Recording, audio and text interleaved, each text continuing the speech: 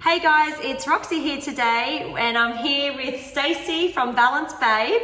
We've got her on the show to share all about her skills with women's hormones and cycles and lots of other cool and interesting things. So welcome, Stacey. Thank you so much for having me and letting me talk about something I'm so passionate about. Yeah, so can you tell us a little bit about yourself? Beautiful. So by definition, I am a practicing naturopath nutritionist, but I really specialise in hormones health because that's my passion, and there's probably a lot of you watching. It's definitely a huge issue. We have 1 in 8 women who can identify with suffering with some kind of hormonal imbalance at some point in their life, if not all the time.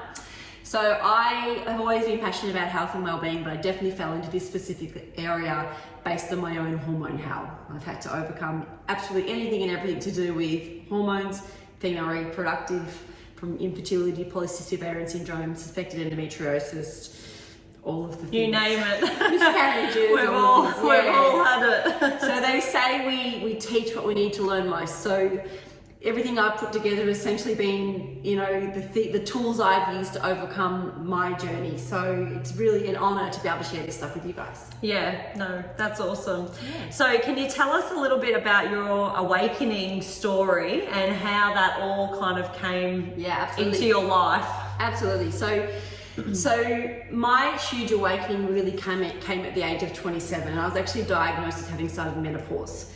So I was told, don't worry, we can freeze your eggs, there's IVF. And here I was as a 27-year-old single, and certainly not at any point to be starting a family, but I was told, like so many other women, well, you'll never conceive naturally. To being diagnosed with menopause, basically my hormones had shut up shop. I wasn't producing all the usual ones anymore. And so at that point in my life, I was living large. I was partying like a rock star 3 or 4 nights a week. I was having the best time of my life. But I was very, very much ignoring my physical body and the cues it was giving me. I was very much ignoring my purpose. And I was just going through the motions day in, day out. And I was happy, but I was asleep, Yeah. And so it wasn't until my body really started screaming at me with all the things that I broke out in cystic acne. I put on a lot of weight very quickly, like the hormone stopped, the menopause. And so it wasn't until my body really was like stop and really gave me that good hard shake that I was actually forced to really change my lifestyle and really start practicing what I had trained in as a naturopath. Because I was working as a personal assistant at the time. I really hadn't stepped into my power due to lack of confidence, lack of self-belief, all of the things that we've all endured. And so I'm actually really grateful for that awakening. And it's so funny that we see it so often, we have to almost hit rock bottom before we'll listen. And that's a big part of my message. I want us to start tuning in and listening earlier until we get to that absolute dire state.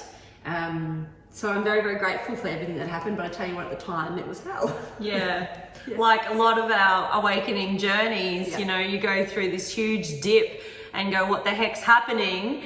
And then all of a sudden you go, okay, I've got to change everything. Like for me, I was like, no more alcohol. Yep. I wanted black tea, no sugar. Yep. I even rang you when I had my awakening going, help me, because I knew Stacey was in the spiritual realm. And I'm like, what the hell's going on?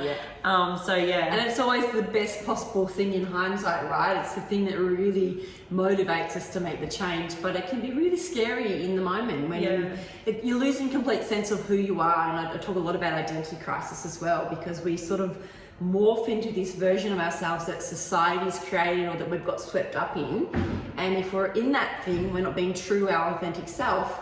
Like this is where this identity crisis and this awakening begins to bring us back to truth. So having going through that journey and then realizing, hang on, I need to switch up my life here.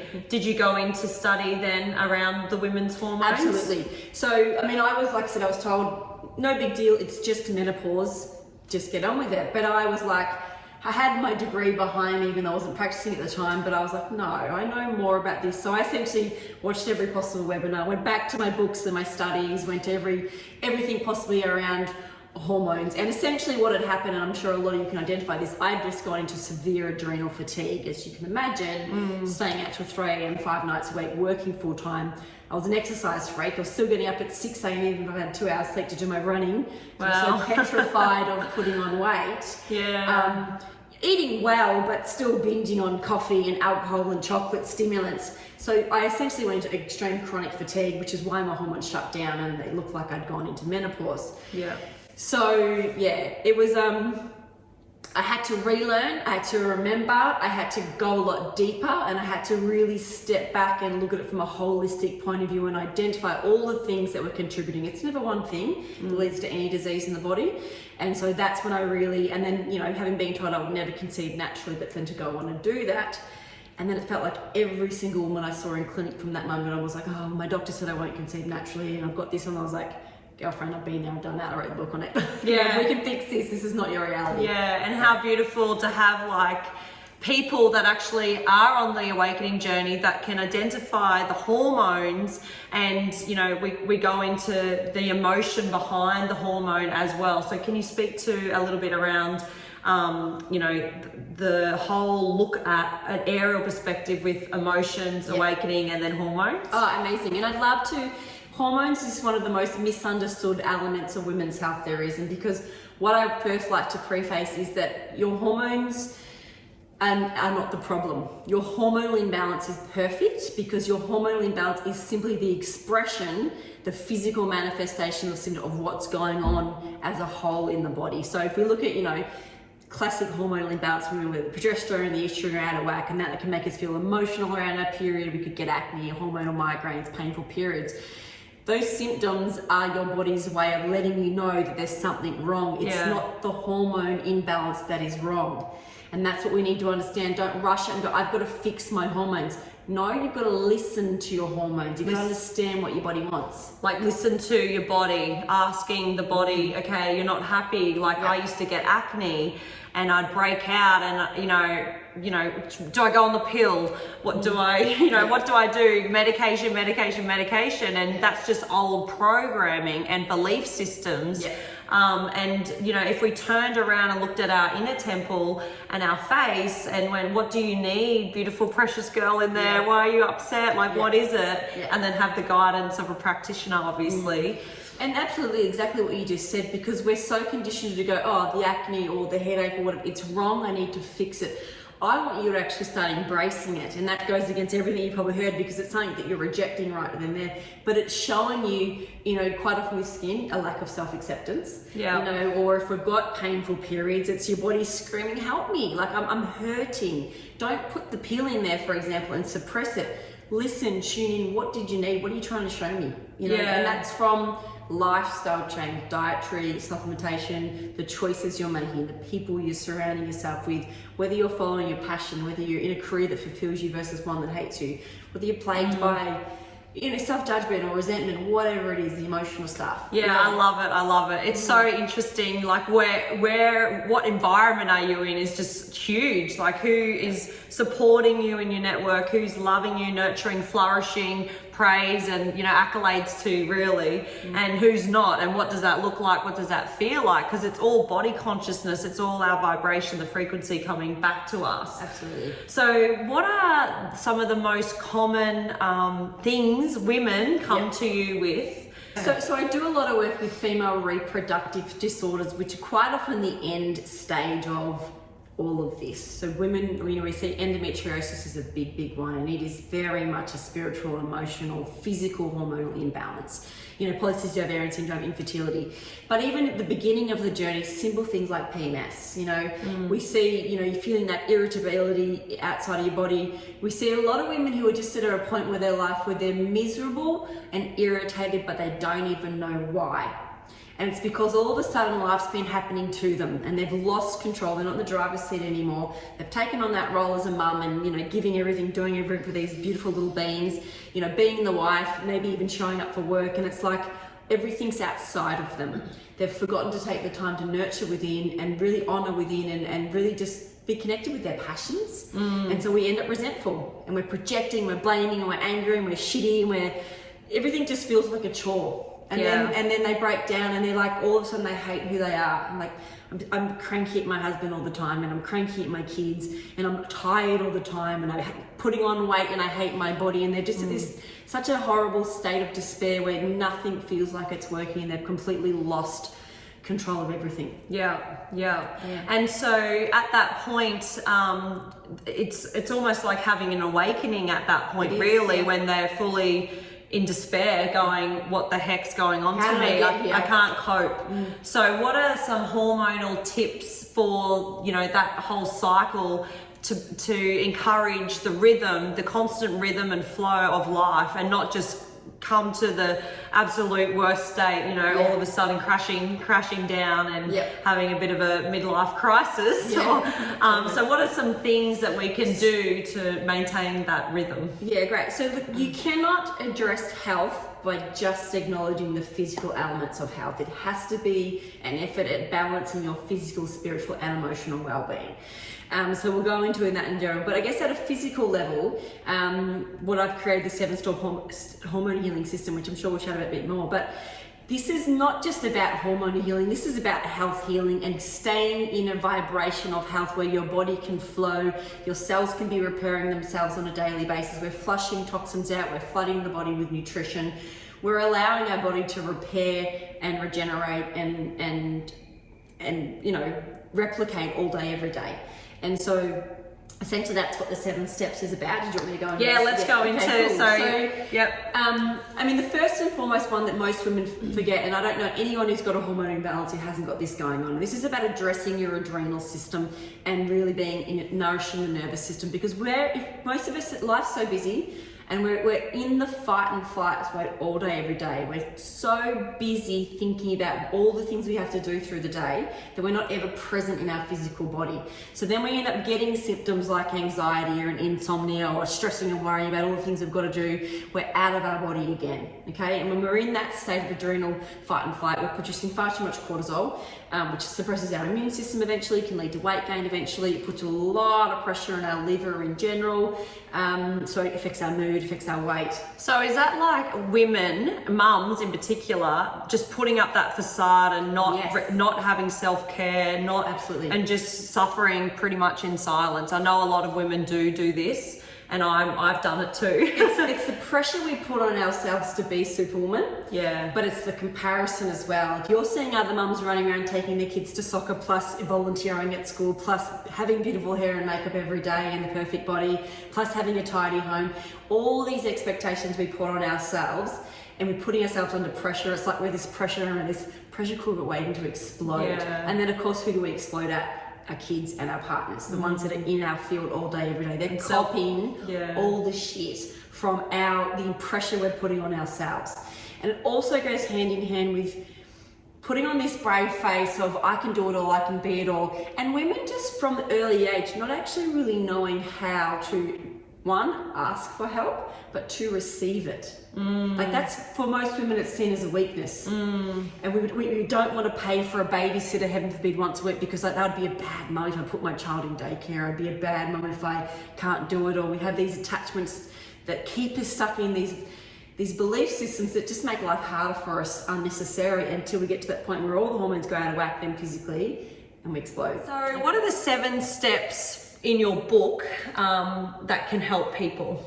So just went over the first one there, really addressing the adrenals. So I sort of chatted mostly more about the emotional stuff, but at a physical level for your adrenals, you want to be looking at adaptogenic herbs to nourish and calm and down-regulate and support stress response type things. It's from a nutritional point of view, it's your magnesiums and your magnesium baths. It's actually just physically stopping and resting, setting boundaries, saying, no, I can't go to this catch up this week, even though 2 weeks ago I committed. It's about honouring yourself on a day-to-day basis and going, even though I thought I could make it, actually my situation's changed. Today I'm tired and I'm worn out and I need to reserve my energy. Boundaries, learning how to say no, resting, relaxing. It's checking in every day and going, all right, I have a 5-day gym routine, but actually, no, now I'm in the lead up to my period and I'm tired. I'm not going to force myself to go to the gym because that's the masculine agenda. I want to be in my feminine and go, today I need to rest. You know, going off the schedule. That's what being feminine's about. It's going with the flow versus going to a plan. Step 2 is the colon cleanse. And it's, I think, the most important step out of everything that you'll ever do. I don't think anyone can escape the need for a colon cleanse. It's just such an important part of keeping this vessel clean and healthy. your colon is essentially the rubbish bin of the body. Yeah. We have to take the trash out, right? Yeah. And a lot of people go, oh no, I'm fine, I move my bowels every day, I'm absolutely fine, but it's not even about fecal mass. So every single time you ingest something that is slightly irritating to the body, your digestive tract, which is lined with mucous membranes from the mouth through the anus, secretes a tiny bit of mucus to protect itself. So when we're alcohol, coffee, refined sugar, medications, whatever, chips, all the good stuff basically. Every time you eat something that's acidic and irritating to your system, your body deliberately secretes a little bit of mucus to protect itself. But the problem is that mucus builds up over time. It becomes oxidized, so it thickens and it hardens and it forms a rubbery plaque, which is lining your entire insides, which prevents us from absorbing our nutrients. But also it becomes the perfect breeding environment for bad bacteria to thrive in. It's not oxygenated, so good bacteria cannot live in it. So then we end up with dysbiosis, overgrowth of bad bacteria, no good beneficial bacteria. And we all know how important the gut is, right? It's the latest buzz thing. Yeah. That's step 4. Two. No, that's 4. the next one. I'll get to that. Yeah. So basically, you've got to get in and clear that mucus plaque out because it leads to your hormones being out of whack, because you can't have healthy balanced hormones if the gut microbiome is not healthy. You can't have healthy balanced hormones because the colon wraps itself around the uterus.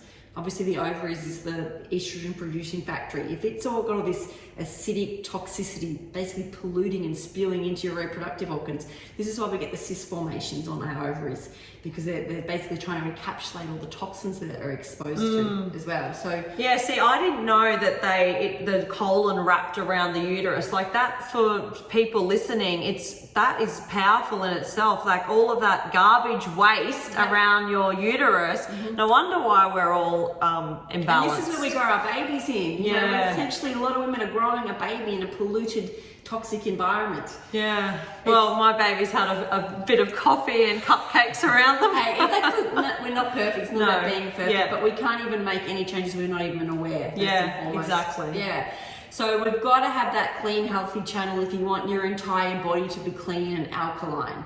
And so the colon cleanse also will contribute to liver congestion, which slows down our metabolism. We lose the ability to burn fat as an energy source if the body's congested and sluggish. So colon cleansing will help your skin health, because like I said, if your blood's dirty because your colon's dirty, it starts to eventually come out of our skin. It leads to brain fog, memory concentration issues, skin, weight, imbalanced hormones. Your colon essentially messes with everything. Yeah. If it's fallen. So what are a couple ways you can clean your colon? Can you go into that for us? So we've created the Signature Balance Babes 3-day colon cleanse, which is actually a juice fast, which some people aren't ready for that and they can get a bit, oh my God, I don't think I can do that. But it's actually the quickest way to do it. The reason we juice fast is because when you're drinking nothing but juice, the enzymes in the live, freshly squeezed juice actually starts to soften and dislodge that sticky plaque. So this is the problem. This plaque doesn't just come away in a normal bowel motion. It's lodged there thick and hard, and it can be there for years and years. And we can have up to 2 kilos of it lodged in the body as well. It's a big issue. So you're starting to soften it, then you're taking a colon cleanse powder, which is a fiber which essentially swells. It's a bulking agent. You're taking that by mouth, and when we're loosening the plaque, then it's swelling and it's sticking to the plaque, and then it's able to drag it out of your body. The third key step of the Balance Babes colon cleanse is the use of enemas though. And again, bit out there for a lot of people, but you've got to imagine we've got this thick, heavy plaque, and now this colon cleanse powder. If you have a weak peristalsis, which means you don't have a really strong brain to bowel signal, and we don't get those strong waves to move things through, if you're naturally sluggish, we're constipated, you won't drag it out. The enema essentially stimulates a really strong peristaltic wave, and it drags that all out of the body. Yeah. Because there's nothing worse than doing the juice fast but not actually releasing the plaque. Like that's how disheartening. Yeah, so if you don't want to do an enema at home, you can also go to Colonic's place and enjoy that experience. Colonic hydrotherapy, absolutely. Yeah. And if you're not quite ready for that level of commitment, the 3-day juice fast, and if you're like pregnant or breastfeeding, you wouldn't do that, for example, you can do a slower, steady approach. You must follow a plant-based diet through that 2 to 3 week period, ideally 70% raw, so smoothies and juices and salads versus a lot of cooked heavy meals. taking the colon cleanse powder, ideally doing enemas, and you're just going to get that plaque falling away more slowly, more gradually over that 3-week period. And a lot of women go, I couldn't go plant-based for 3 weeks, I'd rather juice fast for 3 days. So it just depends on you and your lifestyle. Yeah, beautiful. So back to the steps. We've done 1 and 2. Step 3 is about eradicating infections. So usually we have a foreign invader going on within the body, and it could be anything from past exposure to a virus. It could be this overgrowth of the bad bacteria that we've seen usually accumulate because of the colon cleanse.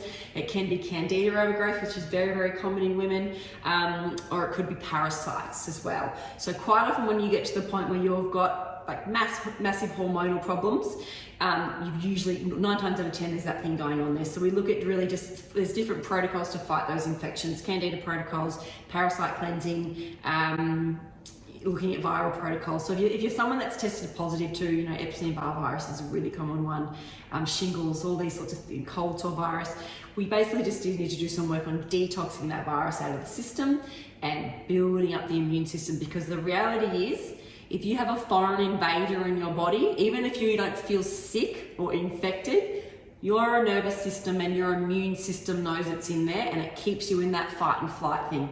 When we're in that adrenal activation stage, when we're in fight and flight, your body cannot heal anything, it cannot rebalance hormones because it's in survival mode.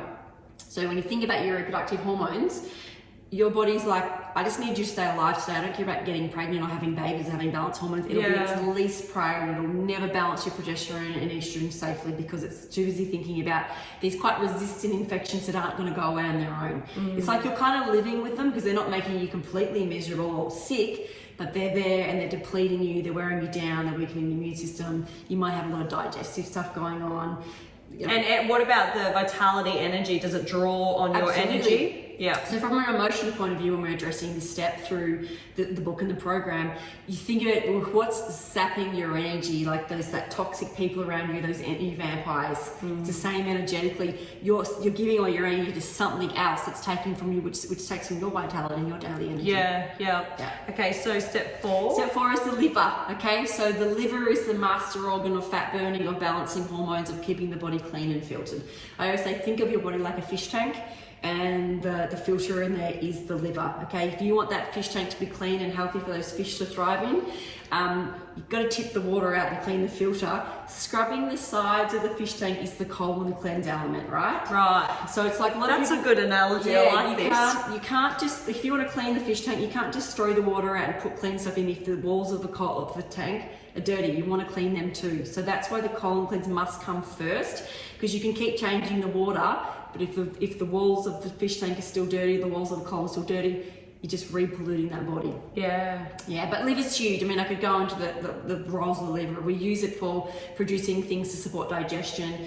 We use it for storage of fat-soluble nutrients. We produce proteins, which for our immune system, because of the liver, it keeps the body clean and healthy. We can't pretty much do anything if our liver's congested and sluggish. So the liver detox is that 4th stage. Right, okay. So how can we do a liver detox? Is it with assistance of vitamins or? Yes, I'm a big believer we can deepen the detox if we just use with holistic vitamins and minerals. So essentially the first step is never ever attempt a liver detox without first doing a colon cleanse, because it's a complete waste of your time and energy and it can be dangerous. So start with a 3-day colon cleanse, or 2 weeks if you're going slow approach, and then you're going to be upregulating the detoxification pathway. So think of it this way, when we are detoxing, we're taking a toxic metabolite, a chemical from our body, and the liver undergoes various pathways to turn that chemical into a water-soluble version that can be easily sweated out, breathed out, coughed up, urinated out, moved through our bowels.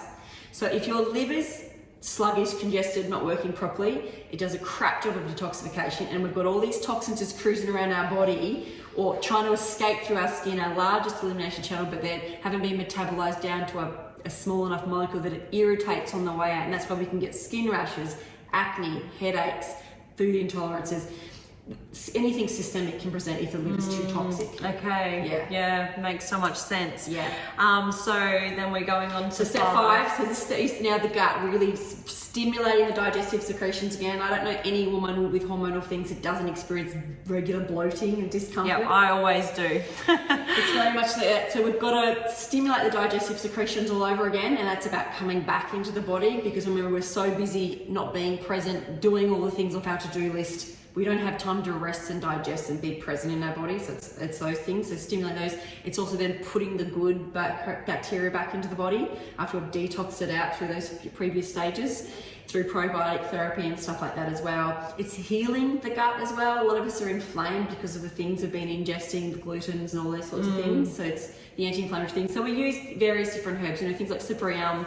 I'm not a fan of digestive enzymes. I think we should be stimulating the body, producing them ourselves, but things to stimulate your natural acids, like, apple cider vinegars and lemons, and, berberine and stuff like that, and your bitters, really, really good.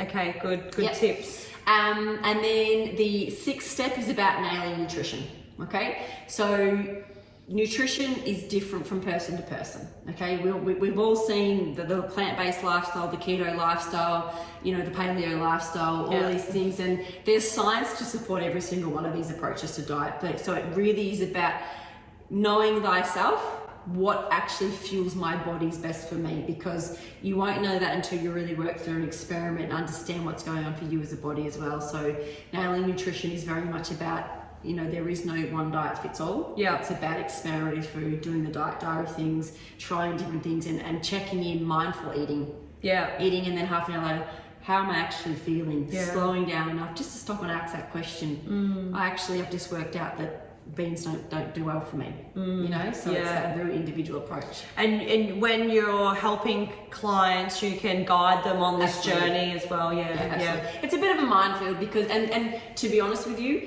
nailing nutrition can take several years, okay? Because I know for me personally, I now follow a plant-based lifestyle, but I did paleo for many years. I did lots of things, and it took me many years to really truly understand what felt good and what actually worked for my body. And we use your skin health, your vitality, your weight, your digestion, all these things to identify, but it takes time. Perfect. So the last step, number 7. The last step, okay, so the last step is really about emotional evolution. It's actually about learning how to identify and make peace with, the things that are showing up in your world.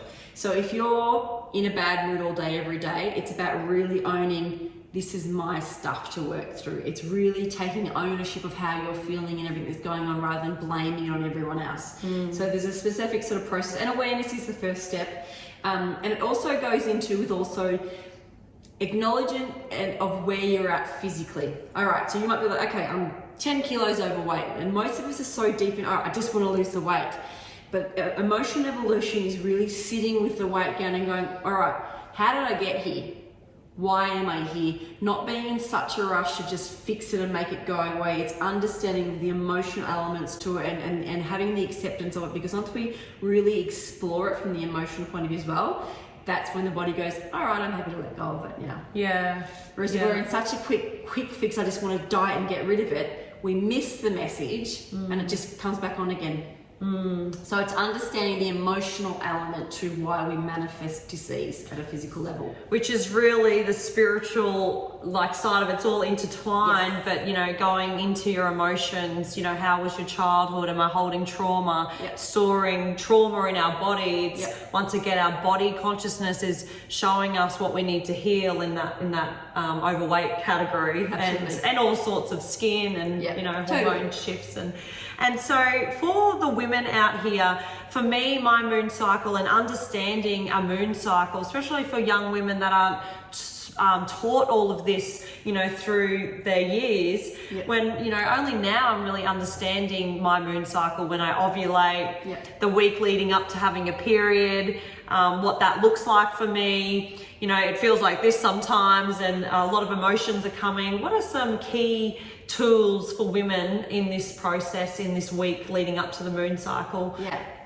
So I think one of the most important things to also acknowledge is that PMS, again, isn't wrong or bad. I know it's damn uncomfortable for us when we feel out of control, we feel like we don't have any ability to maintain our emotions, and that's really, really important and key, because essentially how we feel in that week or 2 or 3 days leading up to our period is essentially the expression of everything we have suppressed or not acknowledged through the entire course of the month. Right. So for that first, say 3 weeks, if we're going off a normal 28-day cycle, we're just getting on with it, we're doing our thing, and quite often we're smiling and we're showing up how we think we should show up. We're biting our tongue, so to speak. We're not speaking our truth, we're just getting on with life, doing it how we're meant to do. But everything you don't really acknowledge your own, it's like our filter and our ability to do that is just thrown out the window, and every emotion or feeling or irritation or sadness, it just comes blurting out, and that's a good thing because it's that emotional release. But the reason we need to learn how to be accountable for it, in the sense of not projecting it on other people and blaming other people and our partners. Yeah. They cop it the most in our kids for sure. But it's such a beautiful time of understanding all the shit that's going on in the background, that you guys do that work, those emotional traumas that haven't been dealt with, the suppressed emotions, they come up in that month for us to look at. And this is where the beautiful tools, having a really great relationship with self and connection to your womb wisdom and your intuition, by tools such as doing cacao ceremonies or journaling or meditation or being a part of circles, they teach us to really have that clearer channel of what's in the background. Because most of the time we're so busy projecting, doing all the stuff outside of our body, that we're disconnected from the stuff in the background. And so it has to come screaming out in that perimenstrual window so we can actually stop and look at it.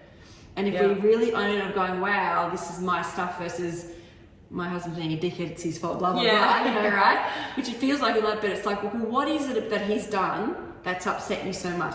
Self-inquiry, well, I feel like he doesn't care about me. He's not listening. He doesn't understand me.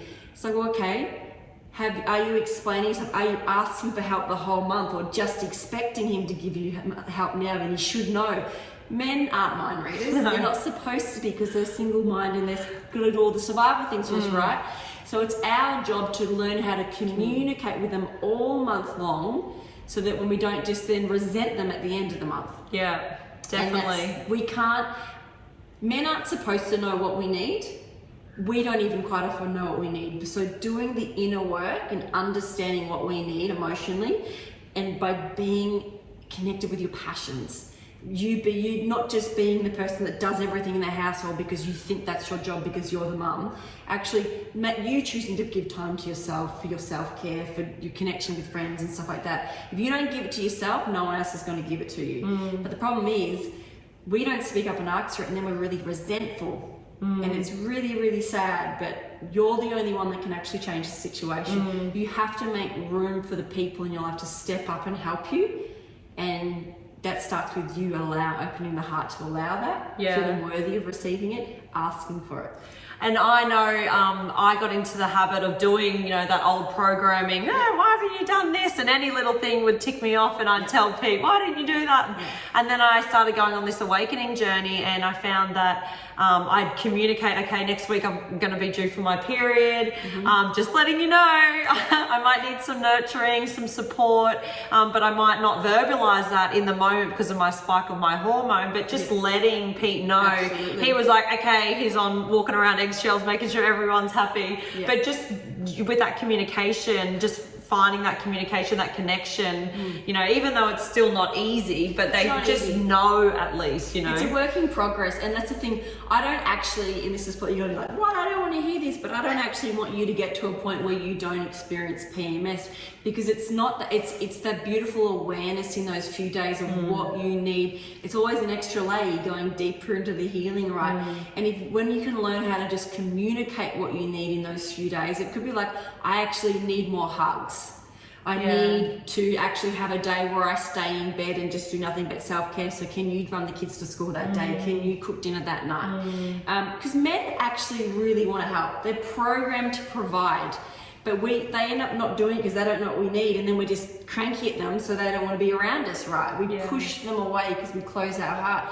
But when we get really good at nurturing ourselves, understanding what we need, and then being able to communicate that, we can actually create everything we want. And our premenstrual window gives us that wisdom if we're willing to go within and listen and nurture and understand it. Yeah, and I think, Stacey, society is shifting gears. You know, in the old, it was quite masculine, the work, everyone's got to work hard, work, no time off. Like if a woman called in sick because of her period, I think all the men in the office would go, well, why should she have a day off? I want to have a day off. And that attitude towards women, I mean, women are creators. We are creating babies, so we need to nurture our womb space. We need to honor the divine feminine, and allowing ourselves to have a couple of days off around this time if you need it is super important. Because when we get older, we look back and we feel like we weren't nurtured in those younger years when we're suffering from PMS and the pain and everything.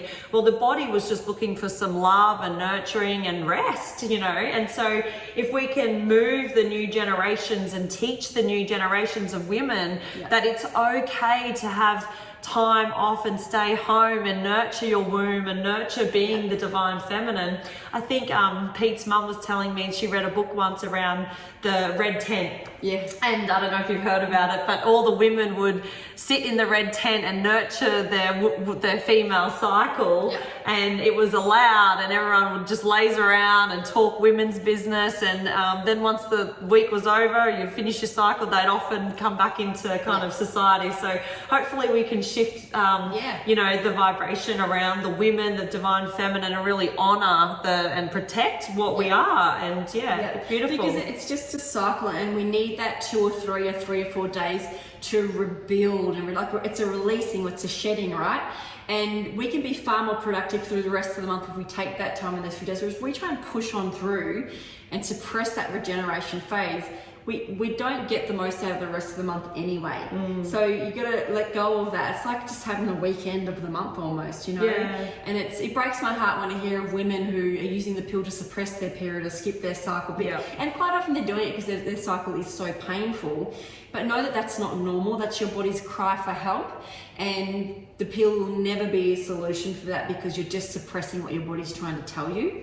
And that actually just disconnects you from these emotions, these feelings, these needs that your body wants you to know, because it's giving you an artificial synthetic period. It disconnects you from your truth, your passion, your identity, your wisdom about yourself. So something I'm really passionate about, really sharing, there's no doubt that the pill is the most convenient form of contraception. There is absolutely no doubt about that.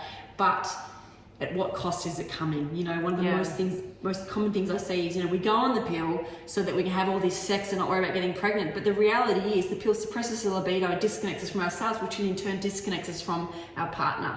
I would go as far as saying that I believe the oral contraceptive pill is one of the major contributors to a lot of divorces. Because it just gradually over time disconnects us more and more from our partner. And a lot of women won't like hearing that because it's convenient to be on it, but when you're willing to really look at yourself and know yourself truly and connect with your cycle, you are so powerful as a creator to manifest and create the life of your dreams. But we can't do that if we are not in touch with our emotions and our cycle. If our inner temple isn't in alignment, we find we can't manifest everything outside. So thank you so much for coming on today. It was so amazing. And for anyone that needs some help with, understanding their moon cycle, you might want to come off the pill and go the holistic approach. Stacey is very available for consults over the phone. Wherever you are in the world, she's accessible. She is here down in Australia, local to us, which is so awesome. So we could have a one-on-one interview today. But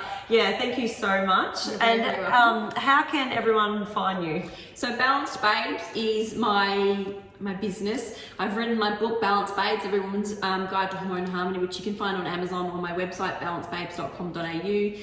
Obviously, I'm on all the socials, Stacey _Balanced Babes. We'll share the links. I'm pretty sure I can't even a Google search. You'll connect me. If it's meant to be, you'll find your way to me. And if people have a consult and they want some vitamins or some support like that, can they find that locally where they live? Yeah, I can individualize programs for you for sure. I have an online course which is just about to be released, which takes you through the 7 steps of really addressing the spiritual, physical and emotional. So it's really, really exciting. It basically goes hand in hand with the book that's already been released. So there's lots of things to do that, and my message is, make this self-care exciting and fun. Balance is about still being able to enjoy a wine with your girlfriends, but also be having your juice the next morning and doing all the self-care things so that we can live life the way we want to live. It doesn't have to be about, you know, being stuck in this really rigid box and being perfect. There's no fun in that. Yeah, cool. Well, thank you so much. It was very, very educational for us women and men if you're watching, and we'll check in with you again soon. Bye.